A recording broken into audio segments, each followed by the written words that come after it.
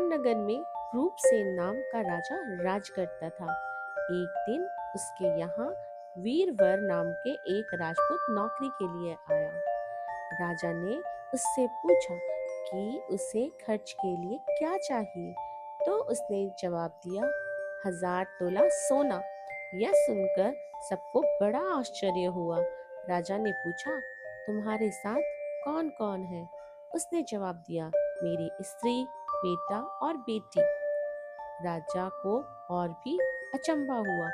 आखिर 4 जने इतना धन का क्या करेंगे? फिर भी उसने उसकी बात मान ली। उस दिन से वीरवर रोज 1000 तोला सोना भंडारी से लेकर अपने घर आता। उसमें से आधा ब्राह्मणों में बांट देता, बाकी के 2 हिस्से करके एक मेहमानों को, एक वैरागियों को और सन्यासियों को देता।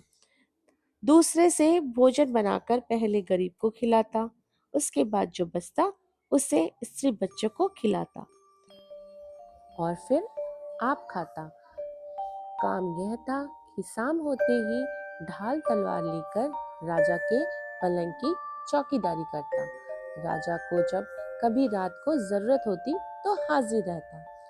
एक आधी रात के समय राजा को मरघट की ओर से किसी की रोने की आवाज आई। उसने वीरवर को पुकारा तो वह वहां आ गया। राजा ने कहा, जाओ पता लगा कर आओ कि इतनी रात को हो गए हैं, वहां कौन रो रहा है और क्यों रो रहा है। वीरवर तत्काल वहां से चल दिया। मरघट में जाकर देखता है क्या कि एक सिर पांव तक एक स्त्री कहनों से लदी, कभी नाचती, कभी कूदती और कभी सिर पीट पीट कर रोती, लेकिन उसकी आंखों से एक बूंद आंसू की नहीं निकलती। वीरवर ने पूछा, तुम कौन हो, क्यों रोती हो? उसने कहा, मैं राजलक्ष्मी हूँ। रोती इसलिए हूँ कि राजा विक्रम के घर में खोटे काम होते हैं, इसलिए वहां दरिद्रता का डेरा पड़ने वाला है।